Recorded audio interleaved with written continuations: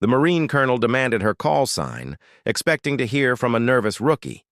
But when she spoke the two words, Phantom 7, he froze. That name was never supposed to be spoken again. She arrived at the new base, quiet and composed, a stark contrast to the buzzing speculation that surrounded her. The other Marines exchanged skeptical looks. "Another transfer from Air Command, huh?" Rumors spread faster than respect on a military base, and hers were already painting a picture of an outsider who didn't belong. During a routine inspection, the colonel held her file, his eyes scanning the page with a dismissive air. "Says here you were administrative support," he stated, the words hanging in the air like an accusation. She remained silent, her gaze steady and unwavering. She knew some truths never make it onto paper. Her silence only fueled his suspicion. He couldn't shake the feeling that her story was incomplete, that the file in his hands was a carefully constructed fiction. Who was this woman? And what was she hiding behind that impenetrable calm? The name she gave him echoed in his mind, a ghost from a past he thought was buried. The name Phantom 7 wasn't just a call sign. It was a legend. It belonged to the Phantoms, an elite clandestine unit of pilots known for their surgical precision and ghost-like invisibility. They were the whispers in the dark, the unseen force that turned the tide of impossible missions. They were precise, they were invisible, and officially, they were all gone. The colonel circled her during drills, his presence a constant pressure. "You think you belong here, soldier?" he challenged, his voice sharp. She met his gaze without flinching. "I don't think, sir. I prove." The air crackled with tension. Her confidence was a direct challenge, not just to him, but to the entire hierarchy of the base. At the firing range, the skepticism of the other Marines was palpable. They thought it was luck when her first burst hit every single mark on the static target. But when she switched to moving targets and repeated the flawless performance, a hush fell over the range. The colonel watched the monitor from a distance, his expression unreadable, a single question burning in his mind. "Who trained you?" he finally asked, his voice tight. She simply wiped dust from her sleeve, her reply as controlled as her aim. "Classified." That one word was a brick wall. It turned his silence into outright suspicion. He was no longer just curious. He was determined to uncover the truth. The whispers on the base grew louder. "Phantom 7? That's just a legend," one Marine said. "A ghost story they tell rookies." But others weren't so sure. "Or maybe," another countered, "legends are just stories waiting for the right person to bring them back to life." That night, as she walked the runway under the stark floodlights, the past wasn't just a memory. It was a living presence. The gleam of the jet silhouettes, the distant thunder of engines, it all blurred with the sounds of a mission long over. Radio chatter, gunfire, and static filled her mind. The past doesn't just echo, it haunts. Back in his office, the colonel hit a wall. He tried to pull her file, but access was denied. "Clearance read," the screen flashed.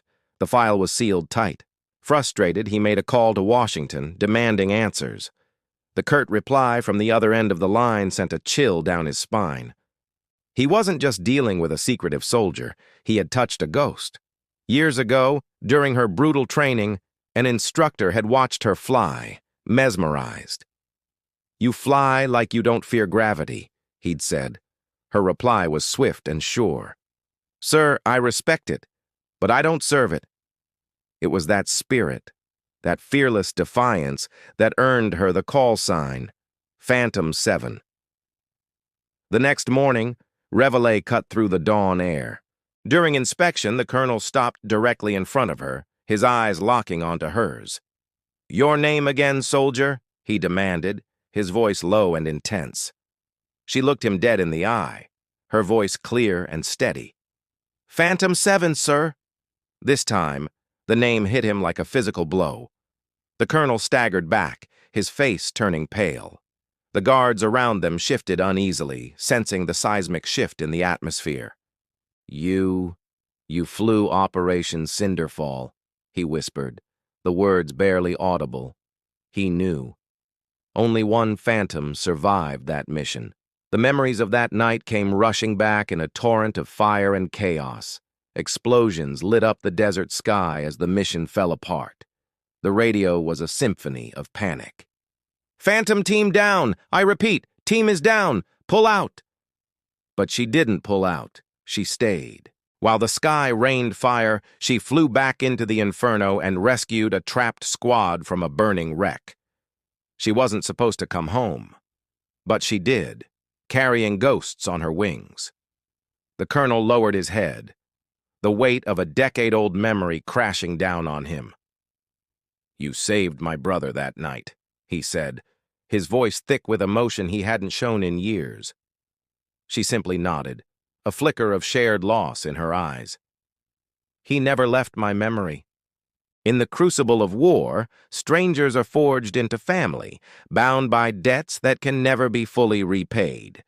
In the next command meeting, the truth finally came to light. She's not administrative support," the colonel announced to the stunned officers. "She's a classified flight veteran, the sole survivor of Operation Cinderfall." The question hung in the air. How did she end up at our base? Sometimes orders don't come from above. Sometimes they come from within, a need to serve, to honor the fallen, to continue the mission. The change on the base was immediate.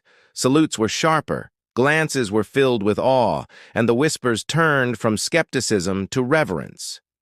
She began training new recruits, her quiet confidence more powerful than any shouted command. Leadership isn't about rank. It's about how others rise around you. When the base alarm blared for a surprise emergency drill, the colonel watched her. Amidst the simulated chaos, she moved with a calm, strategic grace that only comes from real-world experience. Her voice cut through the noise, clear and authoritative. "Secure the perimeter! Move!" Experience commands louder than any voice. The colonel nodded subtly, not as a superior, but as a peer. After the drill, as the Marines applauded her cool-headed control, the colonel stepped forward. "Permission to speak freely, Phantom 7. It wasn't a question, but a statement of deference. Respect, once earned, needs no introduction." The colonel made the call to headquarters himself. "Reinstate Phantom 7 under active clearance," he ordered, his voice unwavering. As the news spread, a roar of approval erupted across the base. She was one of them now, a legend in their midst. As she looked toward the sky, she could almost see them, the ghosts of her phantom unit, fading into the morning light. "Still flying with you, brothers," she whispered to the wind. Some flights never end. They just find new horizons. In the golden light of the setting sun, the colonel raised his hand in a slow, deliberate salute. She returned it, just as steady, just as sure. He once questioned her name. Now, the entire base stood behind it. As she walked toward the hangar, flight helmet under her arm, she passed a banner that read, "Honor Beyond Rank." The call sign, Phantom 7, was no longer a ghost story. It was a promise, a legacy, and a name that would never be forgotten. Thank you for watching. If this story moved you, don't forget to like, subscribe, and follow for more.